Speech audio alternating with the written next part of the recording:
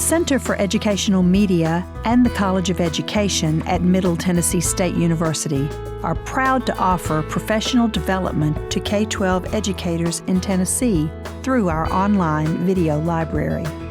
The following video is presented by the Center for Educational Media in partnership with Professional Educators of Tennessee's Leader U Conference.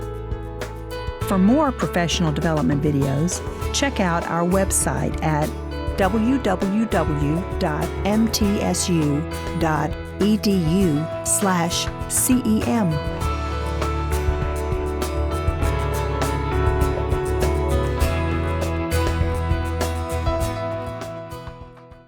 Okay, so we're going to go ahead and get started with our first session today. This is Dr. Laura Rowland. She has a master's degree in English, Rhetoric, and Composition. This is her 20th year to teach. Her doctorate is in Curriculum and Instructional Leadership, and her dissertation work focused on the implementation of a STEM program and teacher efficacy. During her career, she's taught English in both middle and high school and served as the English department chair for 2 different schools. And since 2008, she's worked as an adjunct for various universities like Lipscomb and here at MTSU. She's excited to share with you some teacher practices today. If you have not already joined her Nearpod, you'll want to do that, join.nearpod.com, and then there is the code to get in. She's got an action-packed hour and a half for us, so we're going to hold on and move quickly. Then it'll be time for lunch at noon, okay? All right, here you go. So I've already talked to some of my elementary peeps. So the activities that I have are middle school and high school based, but the theory behind what I have done is 100% applicable to what you do in K through 5. And I'm really was honored to be asked to present. And when Bethany asked me, what do you think we need to talk about in terms of the new normal? I just started reflecting back to, at that point, it was a year and a half, COVID, and I thought, you know, what has really helped me get through COVID? And so that led me to this topic of really going back to the theories and how did I use those theories and transform those into practices that I use and that were beneficial for me during COVID. The other thing that I wanted to do is, I know some of you are very unfamiliar. I think I only have one friend when I did the initial survey who's done Nearpod. This is a free tool that you can use, I think, at any level. And I wanted to give you at least another tool that you could possibly take back and use in the classroom. And I've tried to incorporate various things, by no means exhaustive of what you can do in Nearpod, but certainly at least get you a sense of how to use it. So you're going to be acting as the students, so I'm going to be driving the slide advancement on this. If you would like to have this presentation at the end, just shoot me an email. I've included my email, and I can send you either this, I'll send you the link to this.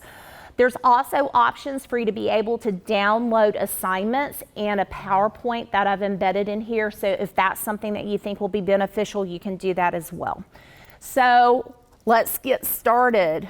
So we're going to be looking about turning in those educational theories into practices. And I feel like some of the things that I'm going to be saying are very similar to what Dr. Taylor said just a few minutes ago.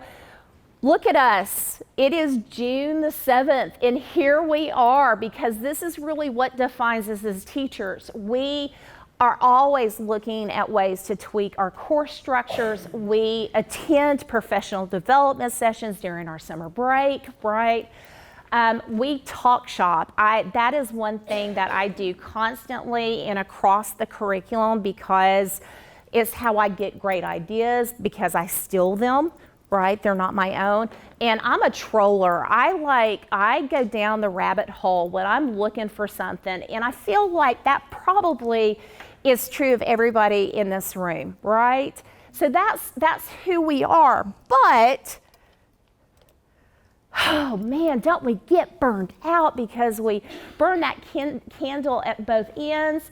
Because we do have limited time and resources, because more and more and more responsibilities are being laid on teachers in the expectations of what we're supposed to be doing in the classroom. We are creatures of habit. We get into this rut, and because we've taught something for X amount of years, and we've always done it this way because it's easy and we're tired and we're overworked, it's easy to do. And I don't know about you, but I feel like every year or two, there's something new in education. It's a buzz something, and we have this huge amount of PD at the beginning of the school year, and we have to do, and then there's no follow through, and it goes by the wayside in about 60 seconds. So I see lots of head nods. So yes, so this is who we are, and then COVID hit, right? Suddenly we were plunged into I don't even think it was normal, it was insanity. And so we tried to have a feel for what we were doing with that classroom. Can I advance slides while you're working on that? Okay.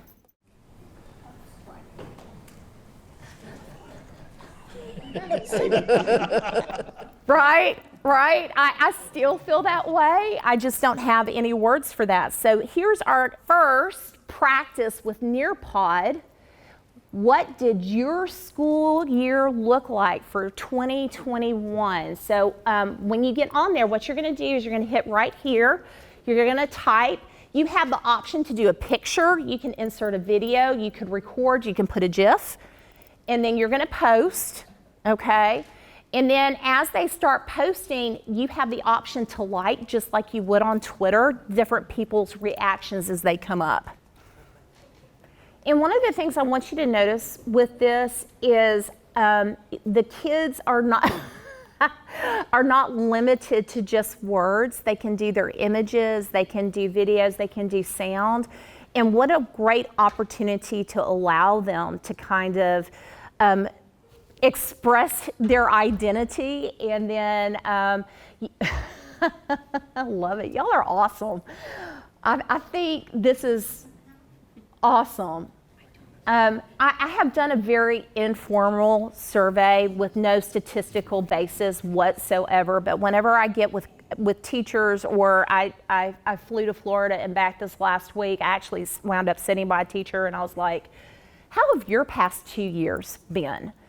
And she said, this last year was worse than the COVID year. And I don't know if you guys feel that way, but a lot of people feel that way. And I think part of it is because we're so burned out at this point.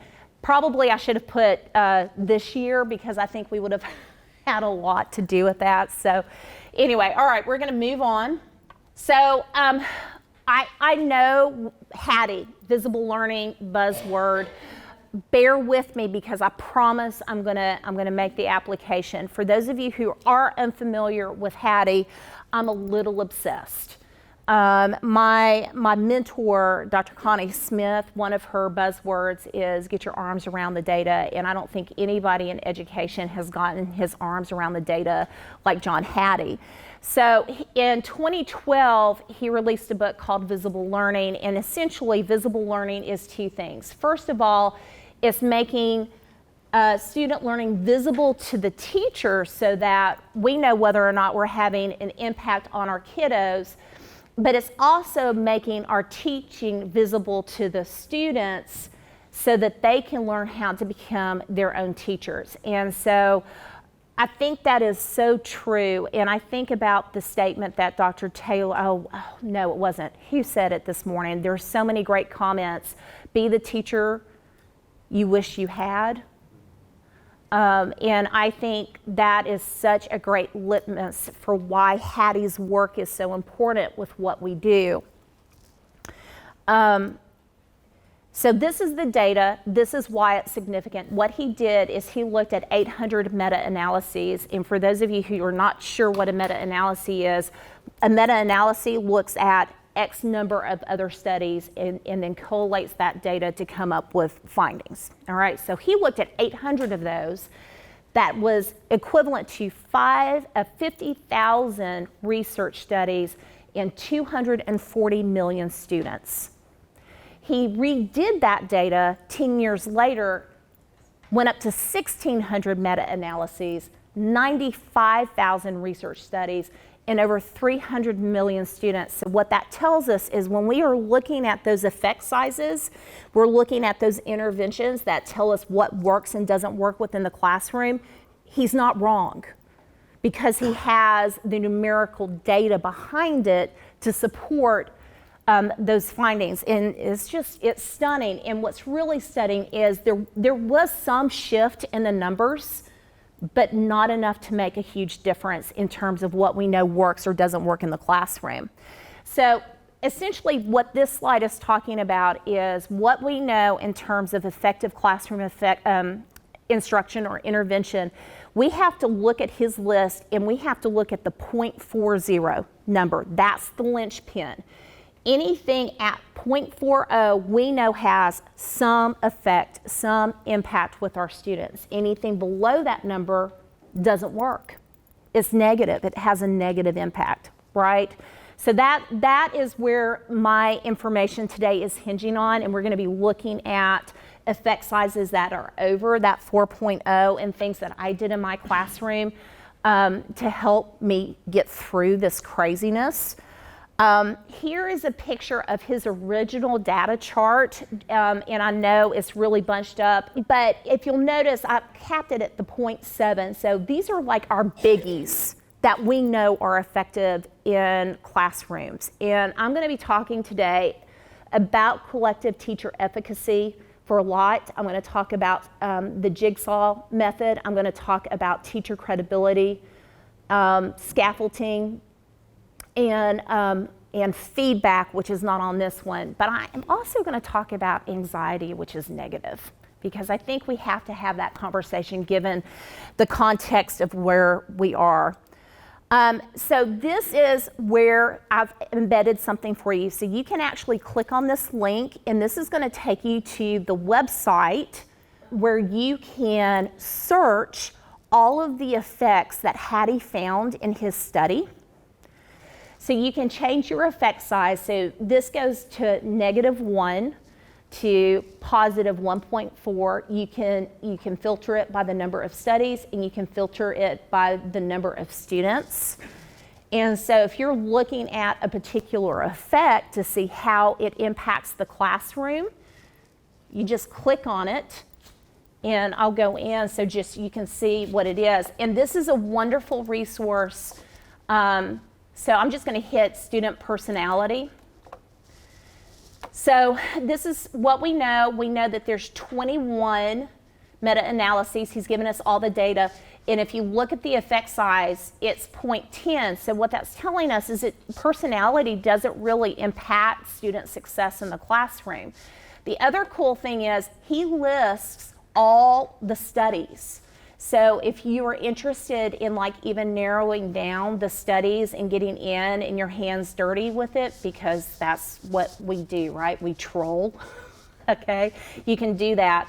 And then down here is how they score the confidence. So the confidence rating is 1 through 5, and 5 being we are 100% confident that this tactic works. 1 being we're not so sure, we don't have maybe enough data on it. So you can scroll down and look at that. They are 100% confident that student personality doesn't really impact their success in the classroom. Okay, so if you're geeky like me, here's just a fun little tool that you can go in and look at. All right, so reflective practice. I don't know what I would have done without my friends at school. I really don't. They were my posse. We cried together, we vented together, we laughed together, we strategized together. And when I was preparing this, I sent an email out to my peers at school and said, hey, this is what I'm doing. I would like to have your thoughts. And so a lot of this is framed because I asked my peers to help me kind of frame this. And one of my friends said, you know what? You have to talk about reflective practice even though it's not really even on the list. And I said, why? And because I just wanted to hear what she had to say. And she said, how are we ever going to get better if we don't reflect? And what COVID made good teachers do is they had to reflect on what they had done before COVID hit, and we had to adapt in order to continue to be good teachers. And teachers who had not really reflected, who had gotten into those ruts, were forced to reflect and change at least a little bit. And I think in terms of any positive that turned out of COVID, it forced us as a profession to refocus on how we approach the classroom, because when I grew up, we were in the straight lines. We didn't do centers. The teacher was in the front with the chalkboard. That's not how these kids learn anymore, and so we have to adapt, especially if we're going to make a difference with these children who really are our future. So, reflective practice. I have thrown quotes in here by John Dewey, our guy, right? The guy who kind of started this whole idea about action-based learning. He said, "We do not learn from experience, we learn from reflecting on experience." My sister and I had Sister Week last week, and we were talking about our nephew who, God love him, is 35 and lost. And he keeps doing the same thing with an expectation that it's going to change the next time that he does it. The boy ain't reflecting, right? And I don't know what's going to happen with him. I really don't. But you have to reflect. I love this. It's phrased so oddly, but to be reflective results in a teacher who's merely a skilled technician. And when I read that for the first time, I was like, wow. And going back again to the statement, be the teacher you didn't have, right? I had those teachers who are very perfunctory. I hate chemistry. Sorry. I did marry a chemistry teacher, if it's any, but the reason is it was a miserable experience for me, and I just wanted to survive and get out, right? She was a technician, and that's what we have to do as we reflect. So, next discussion board.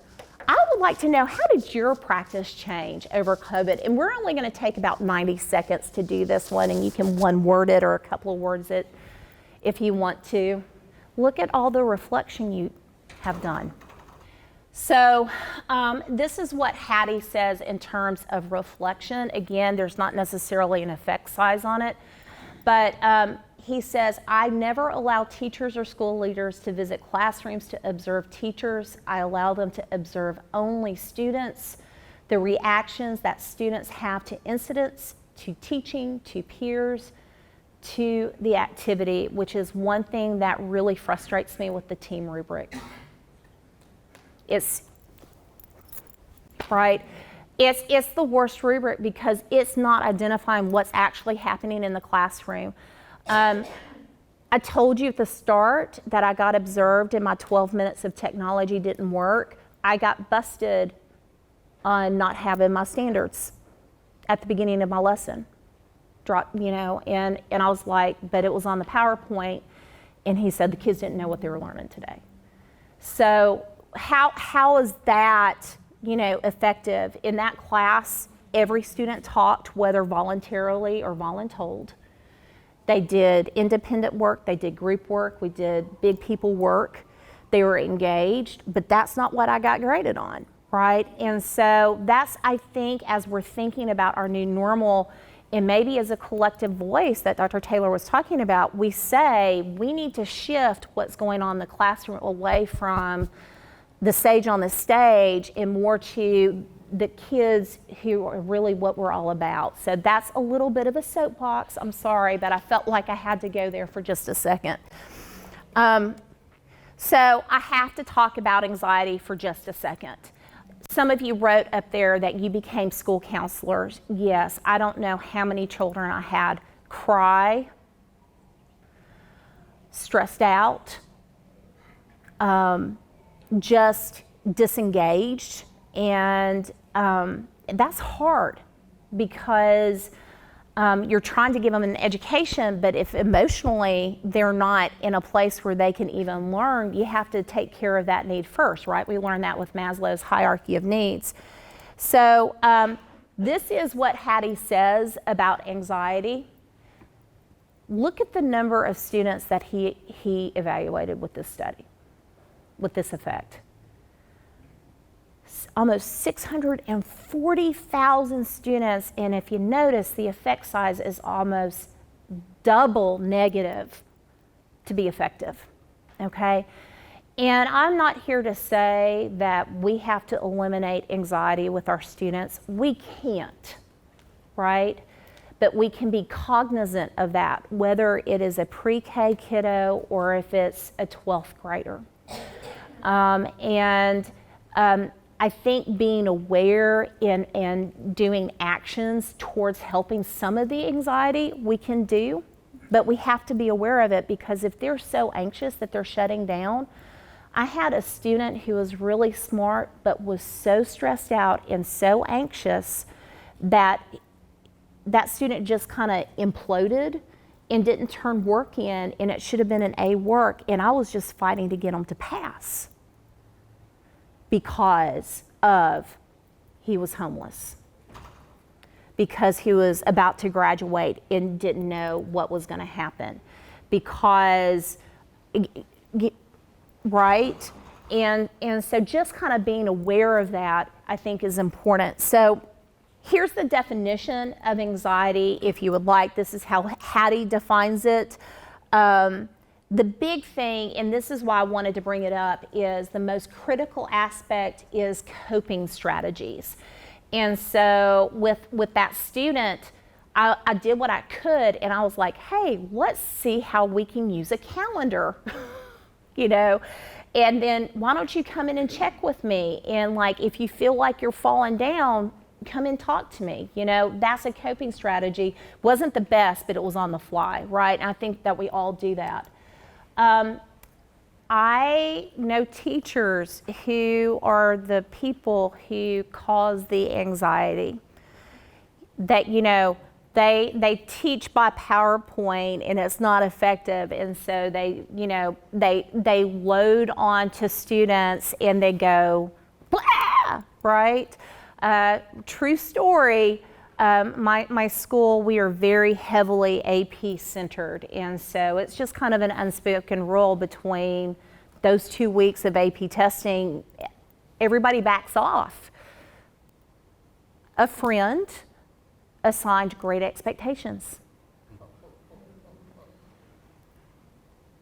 If you don't know what Great Expectations, it's a 500-page, like, pointless book by Dickens.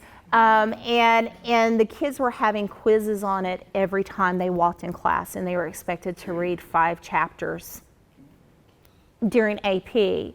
And so that's what we don't want to happen. We don't want our kids getting so anxiety riddled that they are throwing, you know, projectors out the window or forgetting what to do in the case of an emergency. So I think that's the point I'm trying to drive. We can't alleviate all of the anxiety, but we can be conscientious about maybe overloading with our kiddos of what's going on.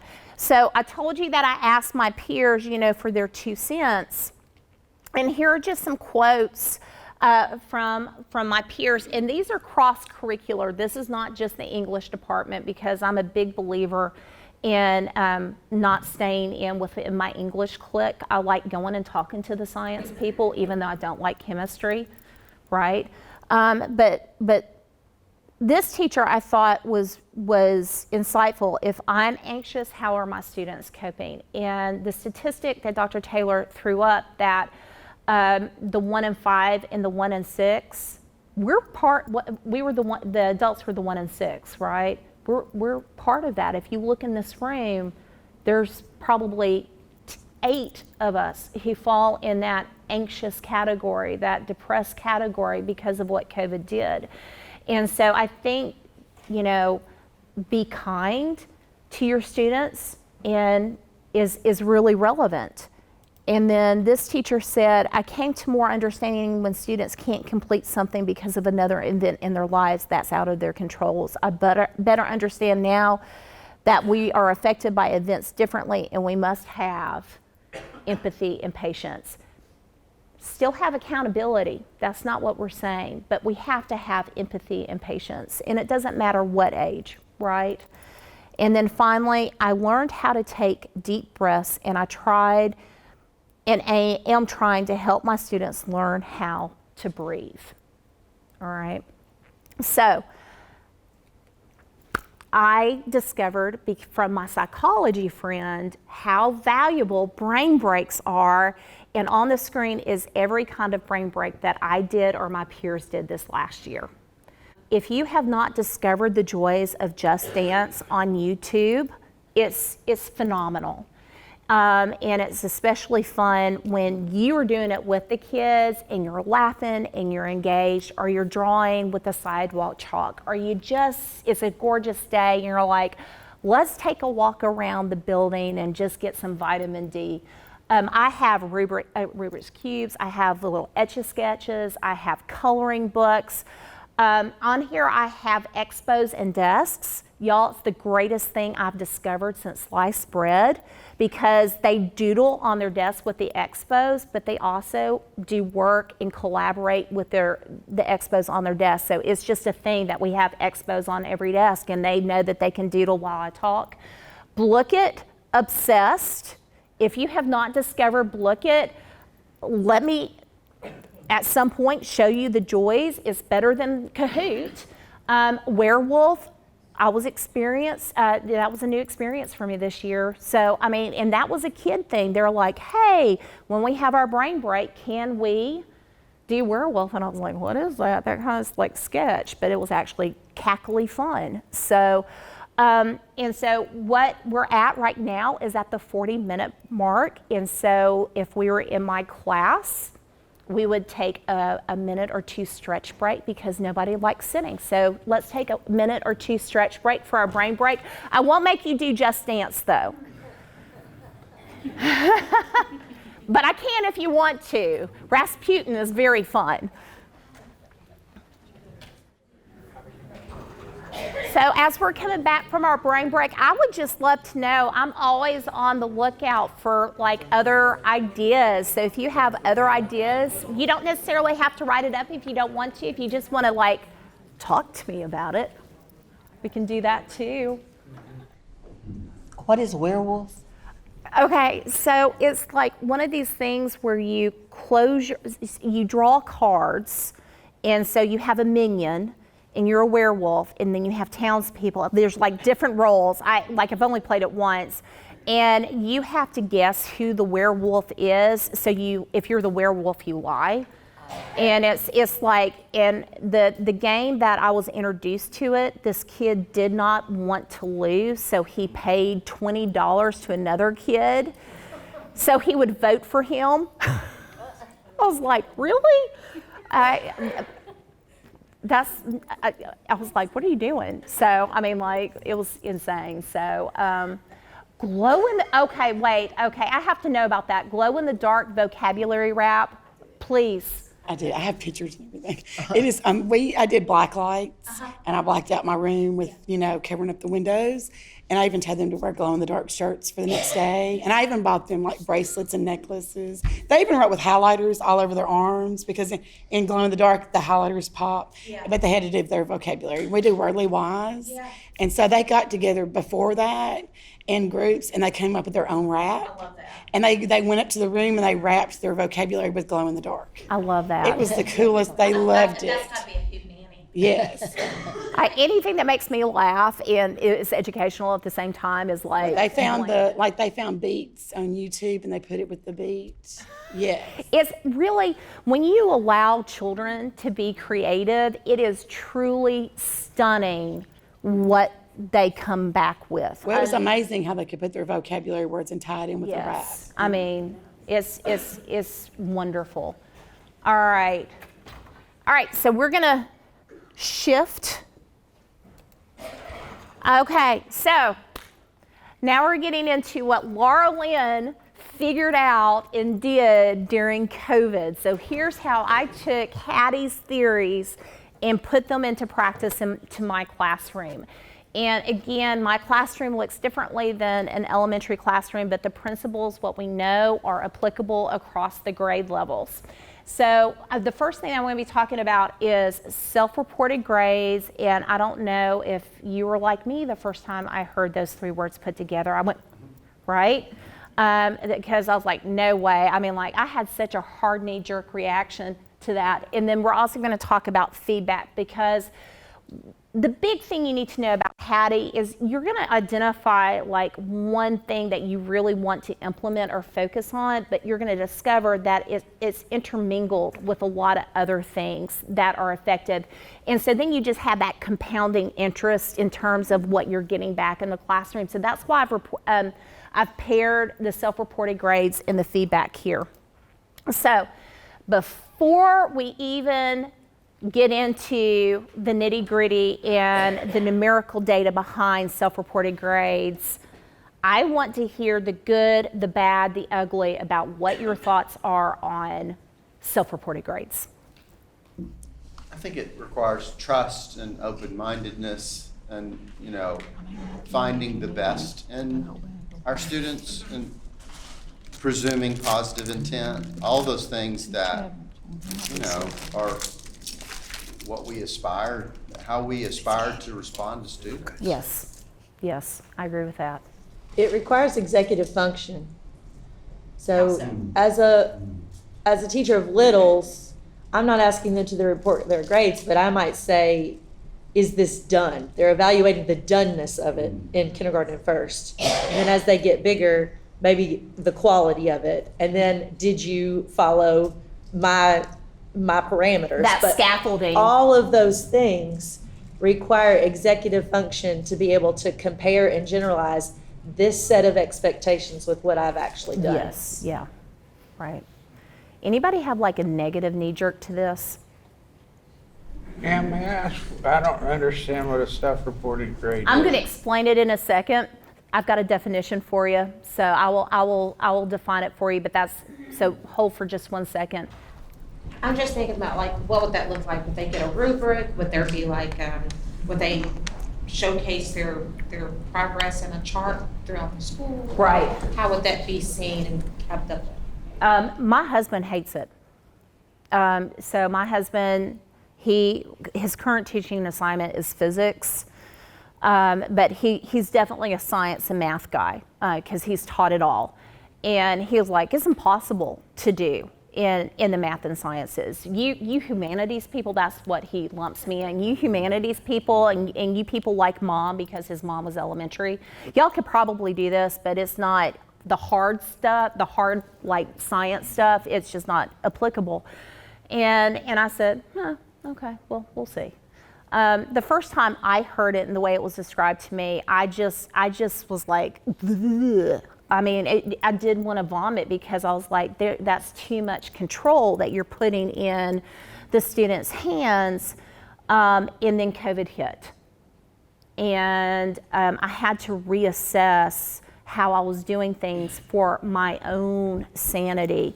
So let me give you the definition and the numbers, and then I'm going to tell you how it looks in my classroom, and then I'm going to give you a couple examples in other classrooms as well. So this is what we know about self-reported grades. He looked at 250 studies. We're looking at about 80,000 students, and the effect size is a 1.33. So we are, I can do this math, 3 times over our linchpin of 0.4. What that tells us is self-reported grades are incredibly effective as a tool in the classroom. So this is the definition of self-reported grades, a practice by which students assess the quality of their own work or their level of mastery over a given subject or domain. So that might be at the little stage, are you done? Right?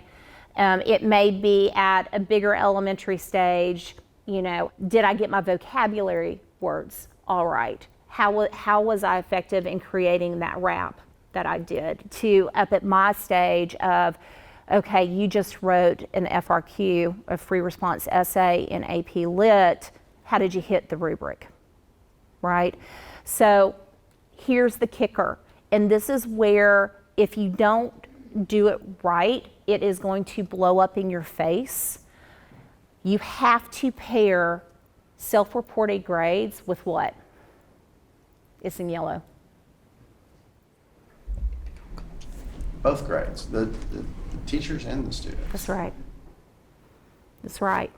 So, and I have found this to be, I started it during COVID, I continued it this year, and what I've seen in terms of what my students were able to do, again, I'm at the upper end, has been phenomenal. Okay, so I can only speak on my end. I do have some evidence from some other classes. I want to talk about what that looks like. But I'm going to talk about the feedback because you have to do the feedback in conjunction with the self-reported grades. The feedback, it's an effect size of 0.92, so we're twice the size of our linchpin. And if you think about the 1.33 and the 0.92, the feedback and the self-reported grades together, your students are going to really have an opportunity to really, really grow. And then the definition of feedback is just, you know, those true conversations, positive and negative. And how can you improve the next time that you do whatever the assignment that you're doing. So how it looks in my classroom is I have a very clear rubric. So, and AP is very nice because they're already pre-established rubrics from AP, but it doesn't matter because I use rubrics for everything that I do. And we go over the rubric, and then we have some sort of exemplar, and we practice with the rubric, and I put them in groups, and this is all at the beginning of the year. And then they do their first essay with me or whatever it is that needs the rubric, and I conference with every single student at least twice a 9 weeks. It has been a profound experience on me because, you know, I was talking about the anxiety because I was sitting one-on-one with these kiddos. I was able to hear what they had to say about their own work using the rubric, and they had to justify. So usually what happens is they'll read whatever it is that they're reading to me, because obviously English we're writing, right? So they'll read to me, and then we look at the rubric, and I'll say, okay, on this row, where did you score, and tell me why? On this row, where did you score? Tell me why. You have to use evidence. You know, and we go through, and then we have a dialogue, but then that also opens up, well, I was having a really bad day that I wrote this. Why were you having a bad day? I'm really proud of this sentence. Why? You know, I remember because you said da-da-da-da-da-da-da-da. Okay? So this is how I do self-reported grades in my classroom. And I think 100% this is, I'm asking my elementary people, is this something that could come down to the elementary level? When I went into my children's classrooms when they were in kindergarten, they had their journals and it was pictures and whatever. And their teacher every week would sit down and go, why did you draw this picture? Tell me, did it hit our, you know, our goals, our I-cans? I think it's I-can in elementary, right? Our I-cans, right? I can't, even if you're doing this, I'm telling you, I am never gonna let this go in terms of my classroom because of the impact that it has had on the students and their performance, but more importantly, the relationships that I developed with my kids. And I think if we are going to make a difference, this is a sidebar, if we're going to make a difference with our students, we have to have that relationship. Because as you notice when we were posting about what happened on COVID, we are the guidance counselors now. You know, we are the first line of catching when somebody, unfortunately, you have to make a phone call and say, I'm worried about this person. You know, I had to do that a couple of times, and it's gutting. You know, but I wouldn't have known it if we hadn't had that relationship. So, because my husband's a poo-poo head and told me this would never work with math, I called my buddy and that I worked with at Central. He is now in charge of the math coaching at the secondary level, 9 through 12 here in Rutherford County.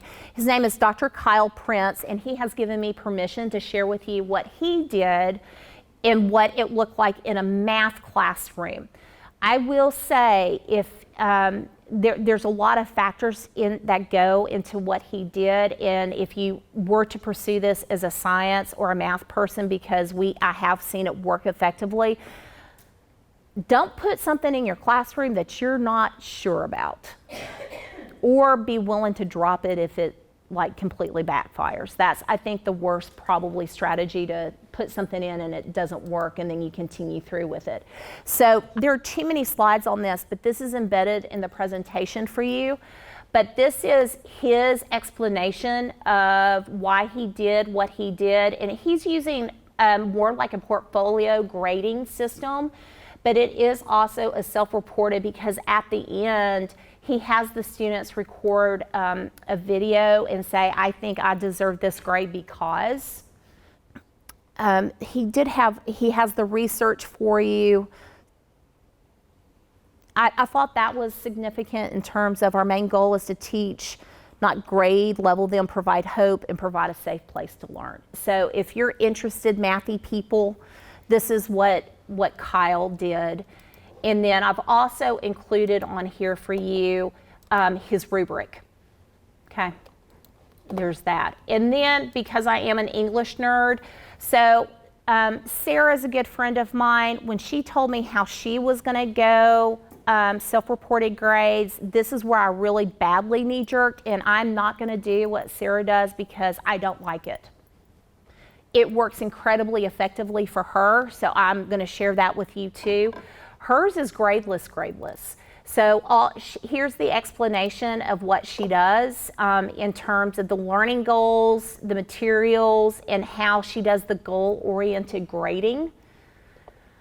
And essentially what it is she keeps track of how students are doing in the class. If things are turned in on time, she does grade their essays. But there's not a grade in the grade book. And then at the end of the 9 weeks, and then at the end of the semester, the students have to write letters to explain why they think they should get the grade that they get. And then she does conference with every single student, and then they come up with a collaborative grade based off of what they turned in on time and based off of their letters. So I have samples of those if you're interested. But I can't stress enough to you how important the feedback and just sitting down and talking with the students are, and I think that's true regardless of what the grade level is. And we know with the research that it has an impact on the students, all right? So next I'm going to shift into collective teacher efficacy. So in 2009, the effect level was a 1.57. In 2019, it did drop to a 1.33. It is still the highest rated effect on student achievement that Hattie has found. Wow. We are the greatest effect on student achievement. And it's very humbling when you think about it in that sense. Here's the evidence. It's 1.36, I apologize. And this is the definition of it. The shared belief by a group of teachers in a particular educational environment that they have the skills to positively impact student outcomes. And that is just so humbling when I think about that. And then being a part of groups that support me and make me be better is the most amazing thing. So I asked my peers again, I said, what did you learn during COVID? What are the lessons and your takeaways? And I was shocked because, again, I sent this cross-curricular to about 30 teachers. And I only picked, I think, 2 or 3 on here, but most of them said something along the lines of the support group, the teachers. We would constantly be talking and messaging about best practices, new ideas, or information that we learned. That's where I got the brain break idea. It's because I talked to the guy across the hall who's in psychology, and he had the evidence-based learning for me. He said, this is what you need to do to engage your kiddos, right? We helped each other keep our sanity, hallelujah.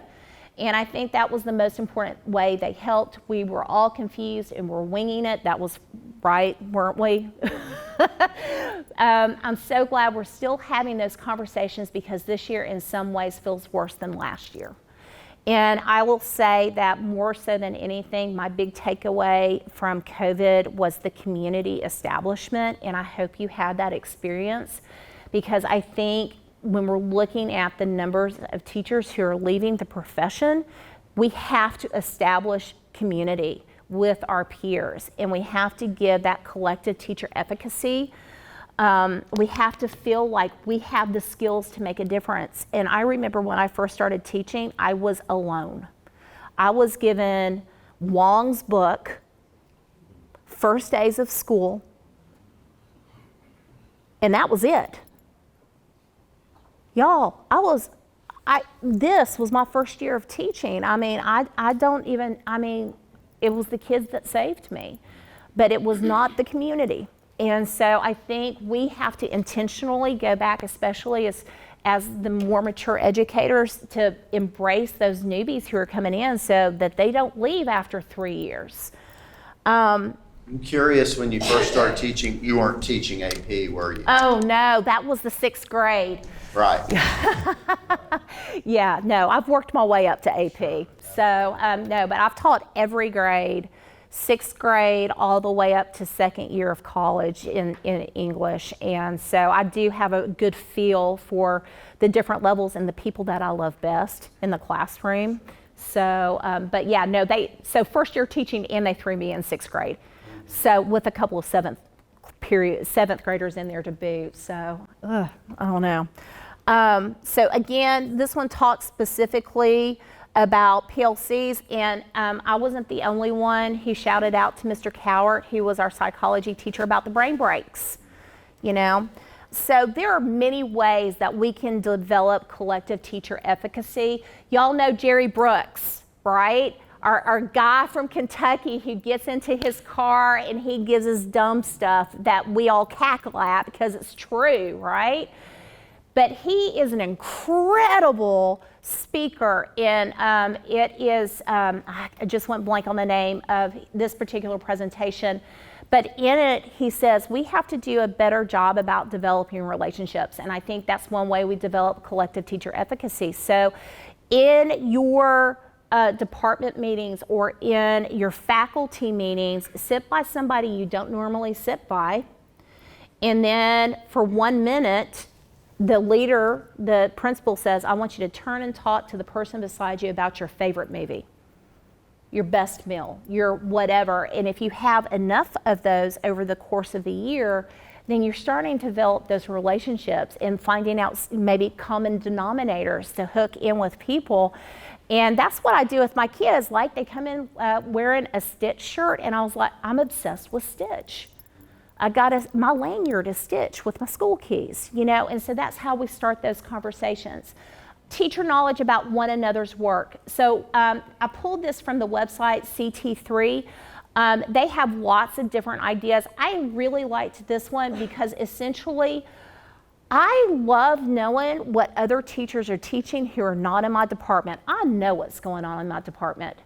But when my biology teacher is talking about infectious diseases, cool, right? Are you going to start talking about the monkeypox now? You know, in history, I just discovered this the other day. My history teacher, he is obsessed with Teddy Roosevelt and is writing a book about Teddy Roosevelt. So it's only because of these snapshots, so that could be something that could be sent out that says, hey, this week in the math department, we're doing blah. This week in physics, we're building trebuchets, you know, whatever it is. Even at the grade levels in elementary, you know, I know that teams talk, but do you talk 2 levels up, 2 levels below? You know, what's going on in the school? Responsive leadership, hello. We can't do this without leaders who are supportive. That is a scale that could possibly be used to identify the weaknesses and strengths of teachers within the building. Professional development, I hate PD. That doesn't apply to me. Hate it. Give me at least PD where I can walk away with one nugget and be able to apply it to the classroom. And that's what I'm hoping today. You walk away with one thing that you can maybe take back and apply to your classroom. Professional learning communities, we have all been there, right? In those PLCs where it's just like, what'd you do this weekend? Or it's a checklist meeting from the principal and it's not a real conversation of, I'm having a struggle with this. I had success with this, right? And so that's what I want to focus on just a little bit, because I have been very blessed the past 2 years for my PLC to really be that support system that I need. I'm very jealous of elementaries and grade level teams because I see how those work. And I longed for that. I longed for it for the majority of my career, and I finally got it, although half of my PLC, they quit this year. We're down 4 teachers in an 8-person department. So that's going to be tough. Here are the value of PLCs. Remember that I said that we're building on, so we take one thing off of Hattie, but then there's other things that build in. It helps with teachers' estimates of achievement. I know I can do this because I saw the success over here, or I saw where she screwed up and I don't want to do that. Right? It also helps with our clarity. And if you go back to Dr. Taylor, she said, that very thing, that when we're clear in the classroom, we're more effective. There's a transparency with that. It's not this ambiguous, I'm not really sure what the teacher wants. We all know these are the 6 characteristics. My dissertation is in STEM, and that's kind of where my expertise is. So those of you who are my science, my STEM classes, think of the PLC like the engineering design process. It's the exact same thing. When you look at these questions, that's what you need to do, so that when you go back to your classes, your groups, your PLCs, you're saying, okay, what are we trying to accomplish today? Let's look at this together, right? Collaboration is key. You put it into effect, you evaluate it. How many of you are willing, if you implement something in the classroom, to drop it if it absolutely is terrible? I was talking to our government teacher, and he said, I was teaching in midstream. I saw the drool coming out of like 3 different students' mouths, so I completely shifted gears, and they all perked up. And he said it was the most amazing thing. He said, and I wouldn't have done that if we hadn't talked about being willing to drop. And I don't say like him and me, I mean we as an interdisciplinary PLC, right? So, and then you build on that. I talked about at the beginning, this is what we do, right? We come to professional developments, we seek, we troll, so that we are continuously better, and our results orientation is how well are the kiddos doing at the end, right? I'm preaching to the choir though, right? Okay, so these are just the questions to consider, and I know I've only got about 20 minutes, so I'm gonna speed it up just a little bit. I met informally with the people in my department about every day, but formally we met once a week. I'm also a member of an interdisciplinary PLC, and we meet about once every 2 weeks because we look for ways to integrate our material across the curriculum so that the kids can see that what we're doing is real world, there's connections in making those applications. What I've learned, though, is communication is everything. Whether you're in a PLC, whether you're in the whole school conversation, whether or not you're in your classroom. So it is key to your success. So just think about the things that you believe are effective communication skills, such as active listening, A good trick is if someone says something, you key on a word and say, so I hear you say da da da da da. One of the things that we've taught our students at our school is I hear what so-and-so said, but da da da da da da da, or to piggyback on da da da da da da da. And so that is just something that you train the kids to do. And I think we adults should model that. I have had days where bad communication has just, and I think we all have, it's just absolutely ruined our days. So what we learned from COVID in terms of communication is that Zoom created a sense that our kiddos could be anonymous. I don't know if you fought this battle, I know you did. Turn on your camera. Talk to me. I mean, like, it was like, hello, hello. I'm reading for AP reading right now when we're doing our Zoom meetings, and y'all, we're acting just like the kids. Our cameras are on, but we're not talking. You know, and I don't know what it is about that Zoom, but it is something. So I think one of the things we're going to have to reteach our kids is how to participate in class again and do it well. I thought this was an incredibly powerful point from one of my peers. What I struggled with the most was the lack of interaction with my students.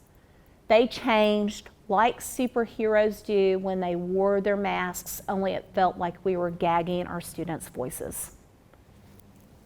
Wow, right? So I found a fun activity, and if we had time, we would do this, but we don't. So I did this years ago before it ever became digitalized. So my little elementary teachers, y'all know the book Zoom? Nobody knows the book Zoom? Oh, it's so fabulous. Okay. So in the olden days, I took the book and I tore all the pages out and then I laminated them. But essentially, it is no words in the book. And I'm going to scroll down, and so the book starts out with this, and then it zooms out to this, and it zooms out to this, and so you have this continuation of zooming out to do. And if you'll notice here, they're QR codes, so you could do this in your own classroom. And what I do every year when we're talking about communication, and I really did it this year to get the kiddos back into the habit of talking to me and participating in classroom discussions, they would get a picture out of order, and then they would have to verbalize what they were seeing in the picture.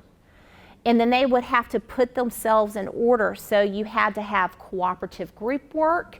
You had to work on your communication skills. It was fascinating when the groups did not have leaders, and it was fascinating when there were too many leaders because that got chaotic. But it's this idea of taking Zoom, the video call, and using it to a better purpose of zooming in and really helping homing in our communication skills. So that might be something that you might like to do. So the last thing that I want to talk about is, so I've talked about self-grading and feedback. For those of you who are English teachers, it has saved me an immense amount of time on grading and my mental health. So if you want to talk more about that, I can tell you how that works. We've talked about collective teacher efficacy. So those were two things from last year that I knew that I was going to pull in. So as I started out this school year, I was like, okay, because really, you only want to pick 3, maybe 4 things to implement into a classroom, if that much, right? Because you don't want to like overwhelm yourself. So I thought to myself, what do I really want to focus on? And so I looked at this idea of scaffolding and jigsaw because I don't know, I just really wanted to kind of like play with that a lot. And so starting out at the beginning of the year, that's what I focused on. So I went to Hattie, and when I was trying to decide what I was going to do, I was looking at the numbers, and jigsaw is a 1.20 and the situated learning and scaffolding is a 0.56, and you know, I just wanted to kind of play with that. This is the definitions of what that is. I think we all know what jigsaw is and have used it in various ways in our classrooms. Situated learning is just the social context, and that the students will learn best if it's taught in a meaningful, realistic, contextually rich way. So I knew that that's what I wanted to focus on. And so these are the things that I did over this school year. This is a device that can be applied in any classroom, and it doesn't matter what grade. So this is taken from AP Seminar, and essentially what you do is you put your unit question in the middle. This is how I use this rubric. So whatever my unit question is, and then I will put the kids in 2 groups, and I say, okay, here's our unit question. What sub-questions can you come up with that are impacting culture and social, or ethical, or economic, or futuristic? And that's what we use just about at the beginning of every unit, just to kind of get them thinking. And so you could do that with biology. What does it mean to be alive? Right? Math, I'm sure there's something. I don't know, you know, but think about your unit questions and put them there. And by the end of the year, what was happening is the students then they were in charge of their own learning. So we walked together until the last 9 weeks where I would give them the question, but then they would teach the lessons themselves after that, but they would use this as a template. Does that make sense? Yes, ma'am. So how does this work for the non-AP? Same way. I use this for my freshmen when I taught my freshmen. So I can only speak from the English level, but in our English books, there are unit questions for every unit. And so you just plug in that question, and it may be as simple as, I think one of the freshman questions, and this may be a sophomore, is what's the difference between good and evil? So you put that in the middle, and so we'll say culturally, what's the difference between good and evil? And then they'll ask a question.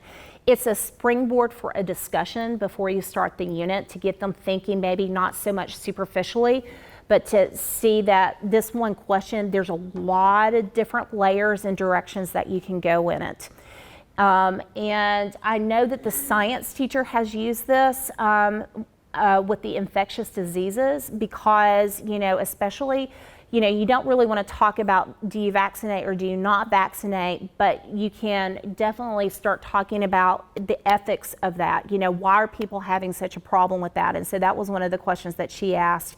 So does that answer your question?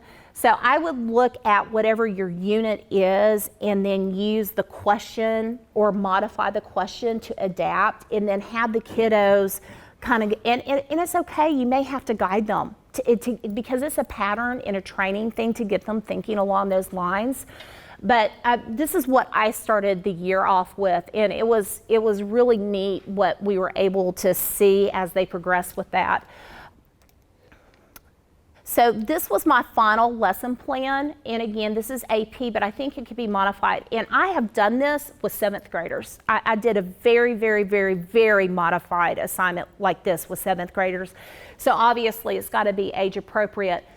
But what I asked them to do is, we had our textbook, we were preparing for our AP exam, and so we were in the review stage, and I thought to myself, if we're learning in a social context and it's meaningful, then they need to take charge of their own learning.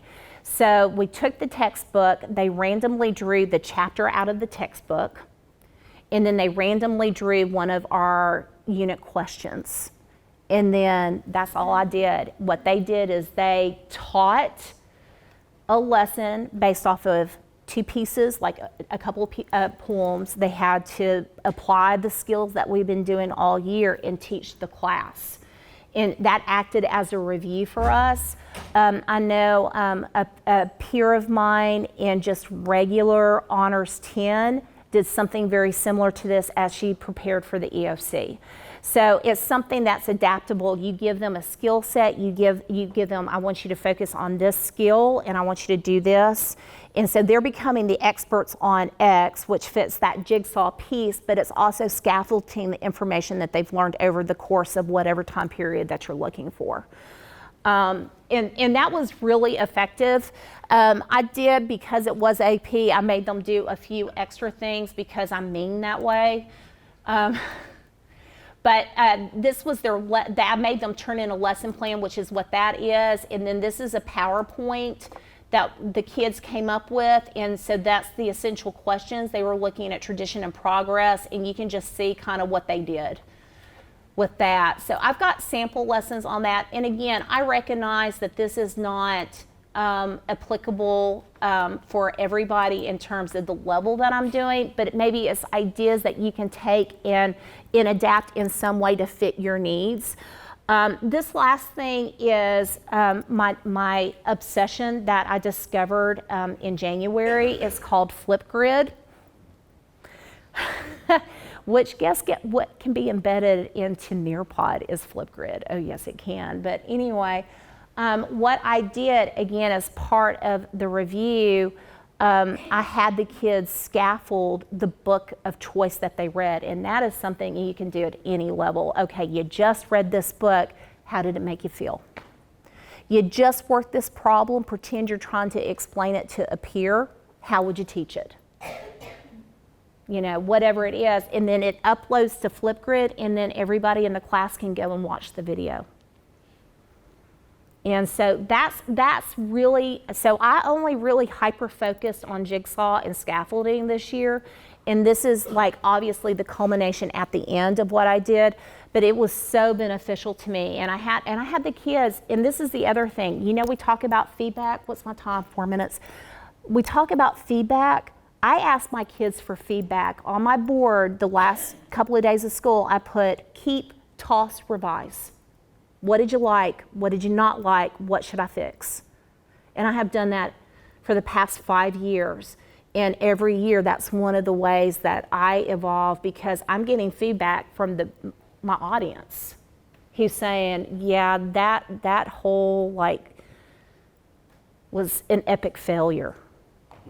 And they said that. And I mean, because we have to be honest with our feedback, right? And so if I'm a learner, Hattie says, you know, 0.92, that's the best way indicator for me to learn, and it is. All right. So I've thrown a ton at you.